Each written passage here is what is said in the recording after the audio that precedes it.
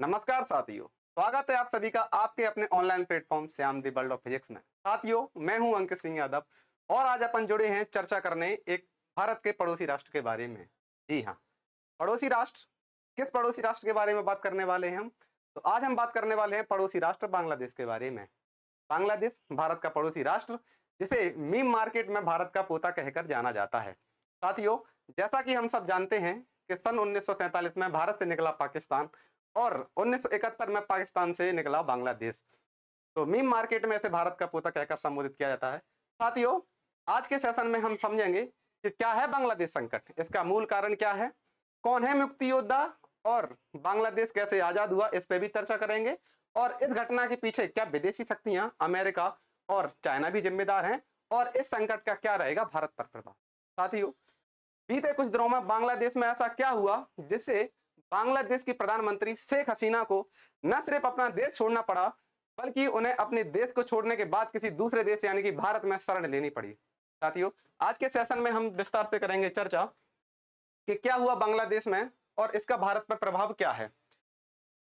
साथियों, बांग्लादेश की मीडिया में या बांग्लादेश के लोगों के बीच में एक दूसरी आजादी की फीलिंग्स आ रही है। वो सोच रहे हैं कि क्या बांग्लादेश दूसरी बार आजाद हुआ। दूसरी बार आजाद हुआ होने का मतलब कि एक बार बांग्लादेश आजाद हुआ था वर्ष 1971 में। सर, किससे आजाद हुआ था? तो जवाब है कि सर, पाकिस्तान से बांग्लादेश निकला था। पहले इसे बांग्लादेश न कहते हुए ईस्ट पाकिस्तान कहा जाता था। जो 2024 में शेख हसीना ने ये बांग्लादेश की कुर्सी छोड़ी है प्रधानमंत्री पद की और वहां से वह भागी हैं, पलायन किया है, तो इसे लोग या ये कहें कि छात्र इसे दूसरी आजादी मान रहे हैं। तो ऐसा क्या होता है साथियों, हम शुरुआत करते हैं। जिनको बिल्कुल भी आइडिया नहीं है कि बांग्लादेश कहां है, तो साथियों, हमारे भारत का नक्शा कुछ इस तरीके का है। भारत का ही मित्र राष्ट्र है, भारत के ही पड़ोस में स्थित है बांग्लादेश। नक्शा उसका कुछ इस प्रकार है। ये है बांग्लादेश का मैप, ठीक है। तो इस बांग्लादेश की आज हम चर्चा करने वाले हैं। साथियों, चर्चा करने से पहले या इस चर्चा की महत्वता क्या है, इसको समझने से पहले हम कुछ पिक्चर्स के माध्यम से समझेंगे कि बांग्लादेश में एक्चुअली हो क्या रहा है। साथियों, आप देख पा रहे हैं कि एक तरफ बांग्लादेश की संसद का ये चित्र है, एक तरफ बांग्लादेश की प्रधानमंत्री शेख हसीना अपने सांसदों के साथ में पार्लियामेंट में बैठी हैं। वहीं दूसरी पिक्चर दिखा रही है कि कुछ उपद्रवी या ये कहें कि ये जो सो कॉल्ड छात्र हैं, सो कॉल्ड छात्र कहेंगे क्योंकि छात्र की विशेषताएं नहीं होती हैं इस तरीके से, पर हम कहते हैं कि उपद्रवी बैठे हुए हैं संसद में, फ्री के सांसद बनने के मजे ले रहे हैं। ऐसा क्या हुआ? अगर भीड़ जाकर संसद में घुस रही है तो ये आम घटना तो नहीं है। साथियों, दूसरी पिक्चर है, लोग बकायदा इंस्टाग्राम सोशल मीडिया प्लेटफॉर्म पर मीम वगैरह बना के डाल रहे हैं कि Sheikh Hasina home tour blog. ये उनके फोन्स वगैरह रखे हुए हैं ऑफिशियल्स, जिनको ये डमी तरीके से यूज कर रहे हैं। ये भाई साहब फ्रीज खोले बैठे हुए हैं और इसमें से मिर्ची निकालते हैं। कुछ इस तरीके के मीम वायरल हो रहे हैं। साथियों, ये कुछ घटना श्रीलंका जैसी नहीं है। श्रीलंका जैसी घटना वर्ष 2022 में श्रीलंका में भी कुछ ऐसा घटित हुआ था। वहां के भी लोग भगदड़ कर रहे थे, ऐसी ही इमेजेस वहां से भी निकल के आई थी। तो ऐसा क्या हुआ? तो मैंने कहा इसको जानने से पहले अपन कुछ कैरेक्टर्स को जानेंगे। कैरेक्टर्स को, ये है शेख हसीना वाजिद। कौन है? इनको पहचानिए। ये है वर्तमान प्रधानमंत्री या ये बोले करंट पीएम। कहां की? बांग्लादेश की वर्तमान प्रधानमंत्री हैं, ठीक है। यही जो है शेख हसीना, इन्होंने देश छोड़ा है और भारत में शरण मांगी है, ठीक है, ओके। ये है शेख मुजीबुर रहमान। शेख मुजीबुर रहमान, इन्हें क्या कहा जाता है? बांग्लादेश का राष्ट्रपिता। इन्हें बांग्लादेश में वही दर्जा प्राप्त है जो भारत में महात्मा गांधी जी को प्राप्त है और इन्हीं की बेटी है शेख हसीना। आई बात समझ में? यानी कि फिर से पहचानिए, ये है बांग्लादेश के राष्ट्रपिता। यानी कि जब 1971 में बांग्लादेश आजाद हुआ तो बांग्लादेश की आजादी में सबसे बड़ा योगदान था शेख मुजीबुर रहमान को, और इन्हीं की बेटी है शेख हसीना जो वर्तमान में बांग्लादेश में रूल कर रही हैं। साथियों, फिर ये कौन है? तो इनका नाम आता है खालिदा जिया। ये लीडर ऑफ अपोनेंट हैं, लीडर ऑफ अपोनेंट। कहां है ये? तो सर, ये जेल में है और ये एक दूसरे की इतनी कट्टर विरोधी हैं, कहा जाता है कि अगर खालिदा जिया प्रधानमंत्री हैं तो शेख हसीना के दिन बुरे चल रहे होते हैं, और अगर शेख हसीना बाहर हैं तो खालिदा जिया के दिन बुरे चल रहे होते हैं। यानी कि एक दूसरे पे बहुत तरीके से आरोप प्रत्यारोप होकर कर रहे हैं। साथियों कुछ इस तरीके की इमेजेस निकल के आई। जो बांग्लादेश के राष्ट्रपिता कहे जाते हैं शेख मुजीबुर रहमान, लोग उनकी प्रतिमाएं तोड़ रहे हैं। यह बेहद चिंतनीय मुद्दा है। क्या किसी एक व्यक्ति की या किसी एक शासक की गलती की सजा हमें अपने महापुरुषों को देनी चाहिए? जो लोग बांग्लादेश की दूसरी आजादी मनाने पर इतनी खुशी हो रहे हैं, क्या उन्हें यह समझ में नहीं आ रहा है कि उन्हें दूसरी आजादी तब मिली है जब उन्हें पहले आजादी मिल चुकी थी, और पहली आजादी दिलाने वाले हीरो ही शेख मुजीबुर रहमान थे। अगर इनकी प्रतिमा तोड़ी जा रही है तो बेहद बांग्लादेशियों के लिए चिंता का विषय है, और ये बांग्लादेशियों की नैतिकता को दर्शाता है कि वो किस हद तक गिर चुके हैं। साथियों, अब हम समझते हैं कि इतना सब हुआ तो क्यों हुआ, है ना? तो इसका कारण निकल के आता है रिजर्वेशन। इसका कारण निकल के आता है रिजर्वेशन। रिजर्वेशन, तो मैंने कहा हाँ रिजर्वेशन। इसका मूल कारण क्या है? रिजर्वेशन। क्या है आरक्षण के समीकरण बांग्लादेश में, तो समझते हैं इस चित्र के माध्यम से। साथियों, बांग्लादेश में जो आरक्षण है वो 1% दिव्यांग कोटे का है, 5% धार्मिक अल्पसंख्यक हैं, 10% पिछड़े जिले के जो निवासी उनको, 10% महिलाओं को, और 30% स्वतंत्रता सेनानियों के परिवार को, और 44% अनारक्षित।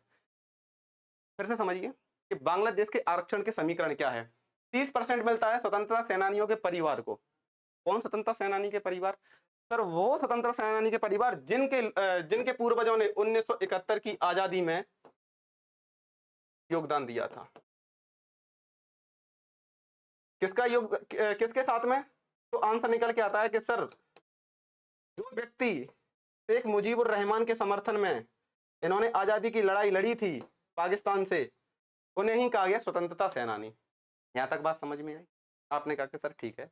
अब आप इस समीकरण को टोटल जोड़ेंगे तो 44 30 है ना, कितने हो जाएंगे? 74 75 80, है ना, ऐसे करके ये 100% है। तो इसमें निकल के आया कि जो रिजर्वेशन का कोटा है इसमें 44% अनरिजर्व हैं और 56% रिजर्व हैं। 56% रिजर्व हैं और 44% अनरिजर्व हैं। यदि ये कहा जाए कि सर अगर बांग्लादेश की भर्ती या बांग्लादेश में कोई भी गवर्नमेंट जॉब निकलती है, अगर उसमें मान लो 1000 वैकेंसी निकलती हैं, तो मात्र 440 वैकेंसी ऐसी हैं जिन पर जनरल विद्यार्थी या जनरल अभ्यर्थी परीक्षा दे सकता है या इन्हीं में सिलेक्शन ले सकता है, यानी कि 560 सीट पहले से ही रिजर्व हैं। क्या सर इसके पीछे लड़ाई है? मैंने कहा लड़ाई कुछ इसी के पीछे है, पर इसमें भी जो सबसे बड़ी लड़ाई है वो है स्वतंत्रता सेनानी के परिवार के प्रति 30% आरक्षण। आई बात समझ में कि क्या कहना चाह रहे हैं जो प्रोटेस्ट कर रहे हैं? तो मैंने कहा प्रोटेस्ट जो कर रहे हैं वो ये कहना चाह रहे हैं कि सर जिन लोगों ने बांग्लादेश की आजादी में योगदान दिया उनका तो समझ में आता है, उन्हें आरक्षण अगर हम देते हैं तो लॉजिक रीजन दिखता है, लेकिन आज 25 से 50 साल के करीबन बांग्लादेश की आजादी हो गए हैं, 50 साल के करीबन हो गए हैं, इसके बाद भी उनके परिवारजनों को यानी कि उनके पोतों को, उनके बेटों को आरक्षण क्यों दिया जा रहा है? और दिया जा रहा है तो वो कितना आरक्षण? 30%। और उनकी जनसंख्या कितनी है? तो जनसंख्या निकल के आती है 0.13%, यानी कि बांग्लादेश की 1% जनसंख्या भी नहीं थी जिसको इतना आरक्षण दिया जा रहा है। तो आरक्षण का सबसे मूल कारण विरोध का यही है कि सर इनको 30% आरक्षण न दिया जाए। आई बात समझ में? इसके बाद फिर क्या आता है? तो फिर आते हैं इसके हुए प्रोटेस्ट। साथियों इसके होते हैं प्रोटेस्ट। अच्छा पहले ये समझते हैं स्वतंत्रता सेनानी जो थे इनको कहा जाता है मुक्ति योद्धा, मुक्ति वाहिनी योद्धा, है ना, मुक्ति योद्धा क्या क्या अपन इनको बोल सकते हैं, मुक्ति योद्धा। तो साथियों समझते हैं कि मुक्ति योद्धा कौन थे। मुक्ति योद्धा वो व्यक्ति थे जिन्होंने स्वतंत्रता सेनानी में हिस्सा लिया, ठीक है, यानी कि स्वतंत्रता सेनानी को ही मुक्ति योद्धा कहा गया। अपन चर्चा करते हैं कि बांग्लादेश कैसे बना, इस बात पे अपन चर्चा करते हैं कि बांग्लादेश पाकिस्तान से कैसे आजाद हुआ। तो देखिए भारत आजाद हुआ, भारत और पाकिस्तान आजाद हुए 1947 में। साथियों 1947 में भारत और पाकिस्तान का विभाजन धर्म के आधार पर हुआ। बंगाल के क्षेत्र में मुस्लिम्स रहते थे और उत्तर पश्चिम में मुस्लिम रहते थे। तो भारत एक बीच में राष्ट्र बन के रह गया और इधर और उधर यानी कि भारत के पूर्वी दिशा में और पश्चिम दिशा में दो मुस्लिम राष्ट्र बन के निकले। दो मुस्लिम राष्ट्र नहीं, जिसको अपन एक कहते हैं पाकिस्तान। पाकिस्तान को जो पश्चिम में था उसको कहा जाता था वेस्ट पाकिस्तान, और जो पाकिस्तान भारत के पूर्व में था उसको कहा जाता था ईस्ट पाकिस्तान। यानी कि बांग्लादेश पहले बांग्लादेश था ही नहीं, इसे ईस्ट पाकिस्तान कह के संबोधित किया जाता था। साथियों, ईस्ट पाकिस्तान के जो लोग थे वो बंगाली नेटिव्स थे, यानी कि इनकी जो लैंग्वेज हुआ करती थी वो बंगाली थी। लेकिन वहीं जो वेस्ट पाकिस्तान के लोग थे, वेस्ट पाकिस्तान के लोग उर्दू बोलना करते थे, और जितनी भी हाई ऑफिशियल्स पोस्ट हुआ करती थी इन सभी पे ये वेस्ट पाकिस्तान के लोग ही बैठा करते थे। यानी कि गवर्नमेंट का जो गवर्नमेंट चलाने का सबसे बड़ा जिम्मा किसने उठा रखा था? वेस्ट पाकिस्तान को। यानी कि पॉलिटिकल सिस्टम में ना के बराबर भागीदारी किसको दी जा रही थी? ईस्ट पाकिस्तान को। तो इससे बांग्लादेश में एक अलगाव की भावना आई। साथियों, वेस्ट पाकिस्तान में बोली जाने वाली उर्दू लैंग्वेज को इम्पोज किया गया, और जो ईस्ट पाकिस्तान की जो भाषा थी बंगाली, इसको इग्नोर किया गया, इसको अनरिकॉग्नाइज्ड किया गया। साथियों, इससे भाषा के आधार पर अलगाव की भावना आई, और ये भावना इतनी खतरनाक होती है कि कहा जाता है कि भाषा के आधार पर अलगाव भी भारत के सबसे पहले राष्ट्र जो राज्य बना था आंध्र प्रदेश, वो भी भाषा के आधार पर बना था। कहा जाता है कि भारत में आज भी राज्यों का गठन हुआ है तो भाषा के ही आधार पर हुआ। साथियों, भाषा के आधार पर इतना बड़ा डिस्क्रिमिनेशन बांग्लादेश के साथ हुआ, इन्हें आर्थिक तरीके से भी इसके साथ भेदभाव हुआ। कहा जाता है कि जितना भी रेवेन्यू आता था ईस्ट पाकिस्तान और वेस्ट पाकिस्तान को मिलाकर, उसमें जो 75% था उसका इन्वेस्टमेंट पाकिस्तान में किया, जबकि बचा खुचा इन्वेस्टमेंट बांग्लादेश में किया जाता था, जिसे अपन ईस्ट पाकिस्तान कहकर संबोधित कर रहे हैं। साथियों, जबकि जो रेवेन्यू आता था सबसे ज्यादा वो आता था ईस्ट पाकिस्तान से। तो ये भी एक अलगाव की भावना रही। साथ में ही जितनी भी हाई ऑफिशियल्स पोस्ट हुआ करती थी, जितने भी बड़े बड़े अधिकारियों की पोस्ट हुआ करती थी, ये सारी चुनी जाती थी वेस्ट पाकिस्तान के ऑफिशियल्स के द्वारा। साथियों, इतने डिस्क्रिमिनेशंस के बाद में वर्ष आता है 1970। 1970 में दो घटनाएं होती हैं जिससे विद्रोह जन्म लेता है। सबसे पहली घटना थी भोला साइक्लोन। भोला साइक्लोन बंगाल की खाड़ी में एक साइक्लोन आता है जिसमें 3 लाख लोगों की मृत्यु होती है, और वेस्ट पाकिस्तान के द्वारा बहुत ज्यादा मदद नहीं की जाती है, जिसके कारण बांग्लादेश के लोगों में एक बार फिर से विद्रोह की भावना उठती है। इसके बाद दूसरी सबसे मेन घटना हुई, वो थी 1970 के इलेक्शन। साथियों, जैसा कि भारत की कॉन्स्टिट्यूएंसी डिवाइडेड की गई है, वो जनसंख्या के आधार पर की गई है 1971 की, यानी कि 10 लाख पे एक प्रतिनिधि। साथियों, इसी तरीके की कुछ संरचना पाकिस्तान में भी डिसाइड करी गई, यानी कि वहां की कॉन्स्टिट्यूएंसी भी पॉपुलेशन के बेसिस पे थी। वेस्ट पाकिस्तान में थी 138 सीट और ईस्ट पाकिस्तान 182 सीट। अब होता क्या है, वेस्ट पाकिस्तान में एक पार्टी है पाकिस्तान पीपल्स पार्टी, ठीक है, ये बेनजीर भुट्टो की पार्टी है। इस पार्टी ने 138 सीट में 81 सीट जीती, और इस पार्टी की ये पार्टी कोई भी सीट नहीं जीत पाई ईस्ट पाकिस्तान में। यानी कि जो पाकिस्तान पीपल्स पार्टी ने 81 सीटें जीती, ये सभी जीती वेस्ट पाकिस्तान में, ठीक है ना। और उसी तरीके से एक पार्टी थी ईस्ट पाकिस्तान की जिसका नाम है Awami league. Awami league party ने 162 सीट जो थी, 100 कितनी थी ये ईस्ट पाकिस्तान में, ये है 162 है ना, ये 162 कर लेना, इंप्रूव कर लेना। तो 162 में 160 सीट्स किसने जीती? आवामी लीग ने। तो जेन्युइनली या ऑनेस्टली आवामी लीग की सरकार बनना चाहिए थी।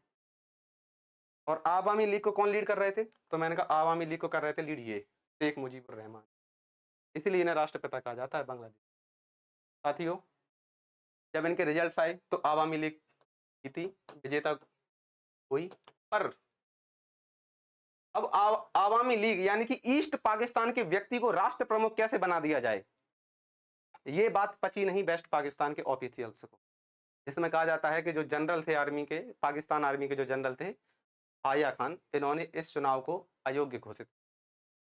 साथियों, इस चुनाव को अयोग्य घोषित होने से ईस्ट पाकिस्तान के लोगों में बहुत विद्रोह की भावना आई और इन्होंने विद्रोह करना शुरू किया शेख मुजीबुर रहमान के नेतृत्व। साथियों, शेख मुजीबुर रहमान ने एक सिविल डिसोबीडियंस मूवमेंट लॉन्च किया, और अब शेख मुजीबुर रहमान ने कहा कि बांग्लादेश में जितना शोषण तुम करते हुए आए थे, अब हम खुद से रूल करेंगे और आप हमें एक इंडिपेंडेंट नेशन का दर्जा दीजिए। साथियों, अलगाव की भावना को देखते हुए जो वेस्ट पाकिस्तान था, इन्होंने मिलिट्री भेजी ईस्ट पाकिस्तान में। इन्होंने ऑपरेशन चलाया सर्चलाइट। सर्चलाइट ऑपरेशन से इन्होंने ढूंढ ढूंढ के उन लोगों को पनिश करना, मारना शुरू किया जो बांग्लादेश के निर्माण की मांग उठा रहे थे। साथियों, शेख मुजीबुर रहमान को गिरफ्तार किया गया, और शेख मुजीबुर रहमान के समर्थन में, यानी कि रिटेलिएशन में, सर्चलाइट के रिटेलिएशन में एक रेजिस्टेंस फोर्स जिसका नाम है मुक्ति बाहिनी, उसका गठन होता है, और मुक्ति वाहिनी में वो लोग थे वो जो शेख मुजीबुर रहमान का समर्थन कर रहे थे, या इस भाषा में कहा जाए कि वो बांग्लादेश की आज़ादी चाहते थे। इसके बाद प्रश्न उठता है कि सर भाई इंडिया सपोर्टेड मुक्ति वाहिनी, और जो भाई जो इंडिया पाक इंडो पाक वॉर हुआ है 1971 का, उसका कारण क्या है? तो साथियों, भारतीय प्रधानमंत्री थी उस समय इंदिरा गांधी, और जब ये घटनाएं पाकिस्तान में हो रही, ये बांग्लादेश में हो रही थी, या ये कहीं ईस्ट पाकिस्तान में हो रही थी, साथियों पाकिस्तान की आर्मी ने, या ये कहा जाए वेस्ट पाकिस्तान जो ये थी वेस्ट पाकिस्तान मिलिट्री थी, इसने नृशंस हत्याएं करी, महिलाओं का रेप किया और इतनी घटनाओं को अंजाम दिया जिससे ईस्ट पाकिस्तान के लोग त्रस्त होकर भारत में शरण लेते हैं। कहा जाता है साथियों कि करीबन 1 करोड़ लोगों ने भारत में आके शरण ली थी। साथियों 1 करोड़ लोगों को शरण देने का खर्चा जब इन्होंने एस्टिमेट किया इंदिरा गांधी जी ने, तो इन्हें समझ में आया कि इससे बेहतर होगा कि अगर हम मुक्ति वाहिनी को सपोर्ट करें और ईस्ट पाकिस्तान को वेस्ट पाकिस्तान से मुक्त कर दें। साथियों इंदिरा गांधी जी ने भी डिसीजन लिया और इन्होंने मिलिट्री सपोर्ट देना मुक्ति वाहिनी को देना शुरू किया।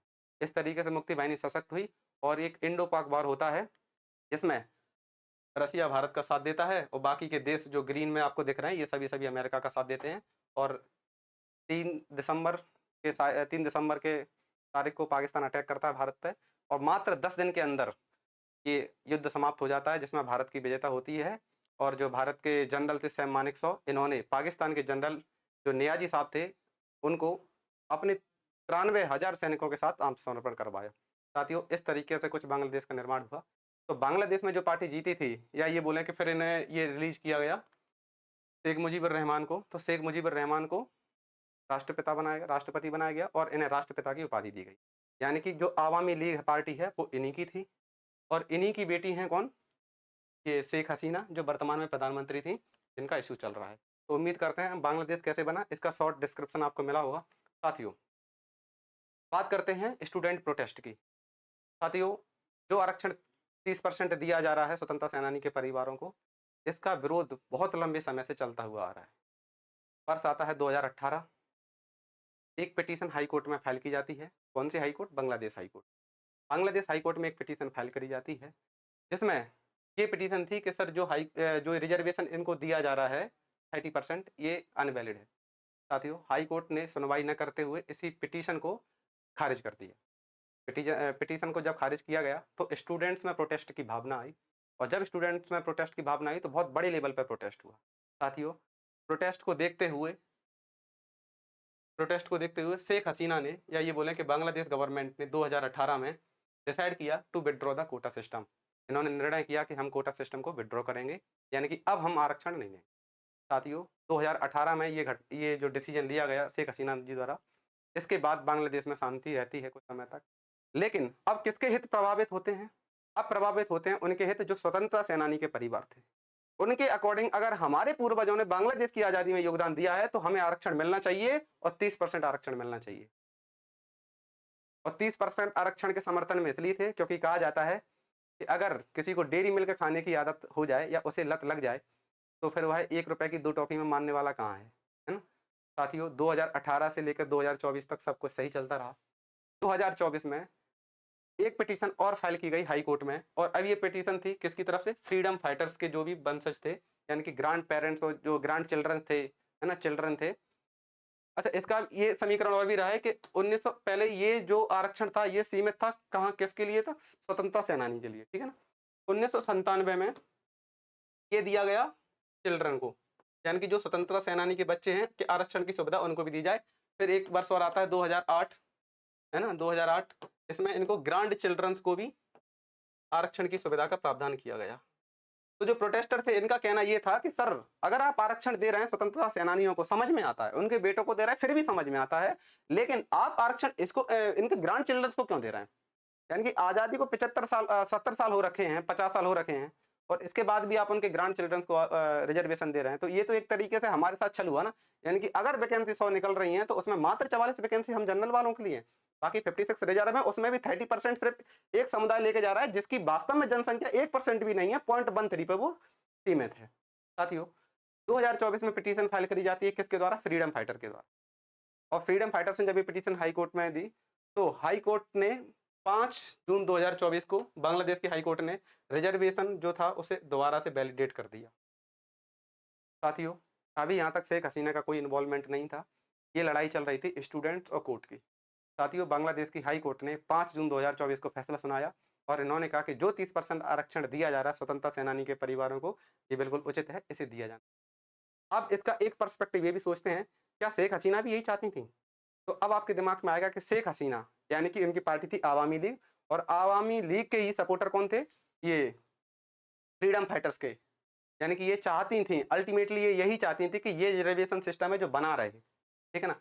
इस पे करप्शन के भी चार्जेस लगे। अच्छा, इसमें ये भी रहा है कि बांग्लादेश, मतलब चार्जेस इन पे इस तरीके के भी लगे हैं कि बांग्लादेश की जो पीएम है शेख हसीना, ये अपने लोगों को गवर्नेंस में चाह रही हैं। ये चाह रही है कि शासन में हमारे ही तरीके के लोग रहें, हमारी विचारधारा के लोग रहें और हमारे समर्थक रहें, जिससे हम ऑटोक्रेटिक रूल बनना चाहें, ये आरोप लगे हुए हैं। तो जब ये डिसीजन हाईकोर्ट ने सुनाया 5 जून 2024 को कि 30% आरक्षण दिया जाना चाहिए, और जो सरकार ने ये विथड्रॉ कोटा सिस्टम को विथड्रॉ करने का डिसीजन लिया वो गलत है। इसके बाद अब प्रोटेस्ट शुरू होता है 1 अगस्त 2024 को। अच्छा, इससे भी पहले अभी तक ये प्रोटेस्ट किसके खिलाफ में था? हाई कोर्ट के। मतलब ये हाई कोर्ट के खिलाफ में विरोध कर रहे थे कि ये डिसीजन गलत है। साथियों, बांग्लादेश की प्रधानमंत्री शेख हसीना भी यही चाहती थी, और शेख हसीना भी यही चाहती थी, तो शेख हसीना ने इस विद्रोह को दबाने की हर संभव प्रयास किया। साथियों, कहा जाता है कि इन्होंने स्टूडेंट्स को विद्रोह दबाने के लिए मिलिट्री का प्रयोग किया। छात्रों के द्वारा रिटेलिएशन में ट्रेनें रोकी गई, सरकार द्वारा इंटरनेट बैन किया गया, और 18 जुलाई को कहा जाता है कि प्रोटेस्ट में 15 बच्चों की या 15 छात्रों की मृत्यु हुई।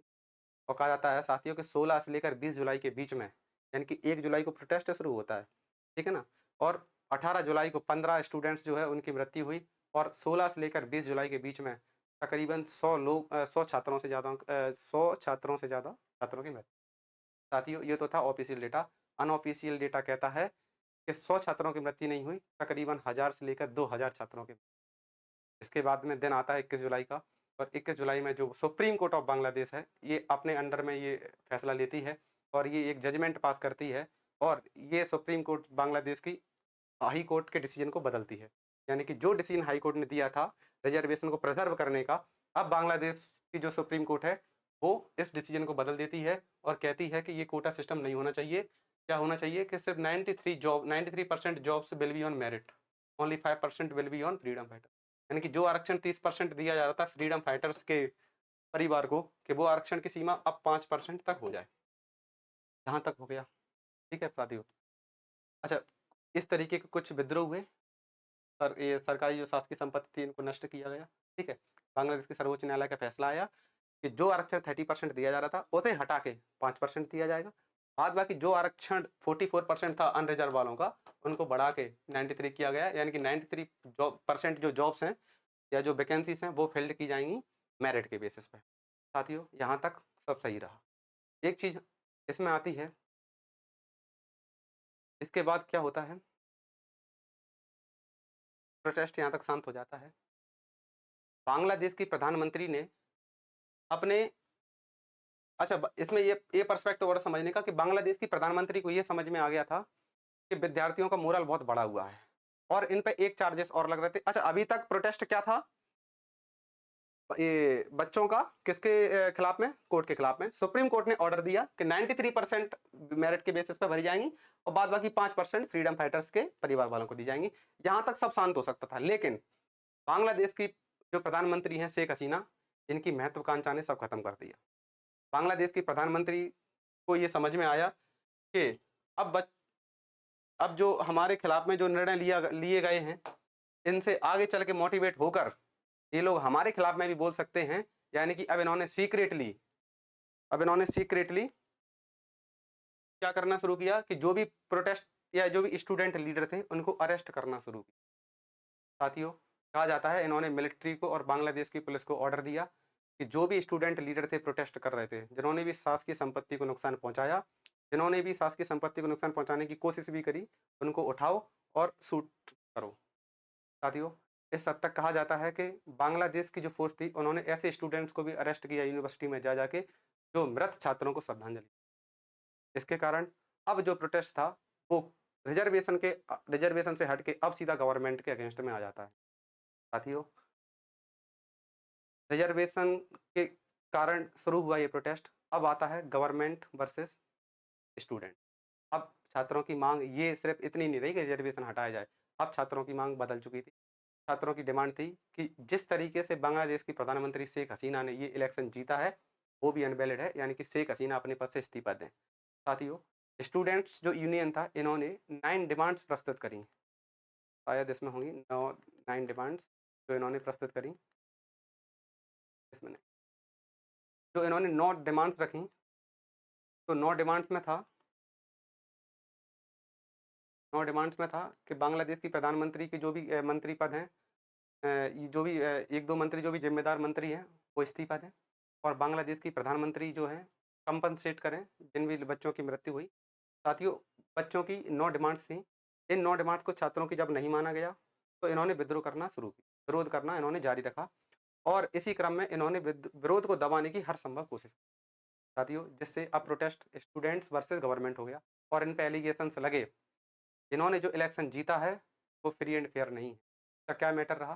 तो इसका मैटर ये रहा, इनका जब इलेक्शन हुआ,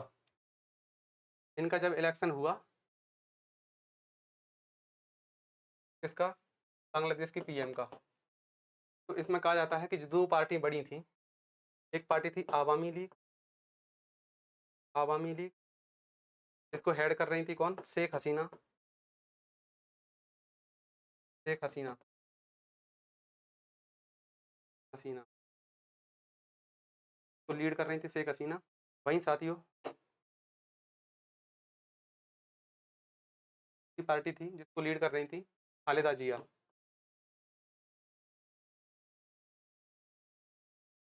साथियों, इलेक्शन में 2 लीडर्स जो थे, या इन्हें कहा जाता है बांग्लादेश की बेगम है, ये जो 2 लीडर्स थे, ये प्रोमिनेंट लीडर्स थे। शेख हसीना ऑलरेडी सत्ता में थी, खालिदा जिया अपोजिशन में। खालिदा जिया का ब्लेम ये है कि शेख हसीना ने इलेक्शन होने से पहले इंटरिम गवर्नमेंट फॉर्म नहीं करी।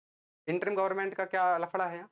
तो पाकिस्तान और बांग्लादेश में इंटरिम इलेक्शन होने से पहले इंटरिम गवर्नमेंट बनाने का प्रावधान है। क्या होती है इंटरिम गवर्नमेंट? तो इसका मतलब ये होता है, अच्छा, इसके पीछे ये तर्क दिया जाता है कि अगर इंटरिम गवर्नमेंट नहीं रहेगी, तो शेख हसीना सत्ता में है, तो ये शेख हसीना चुनावों को प्रभावित कर सकती हैं।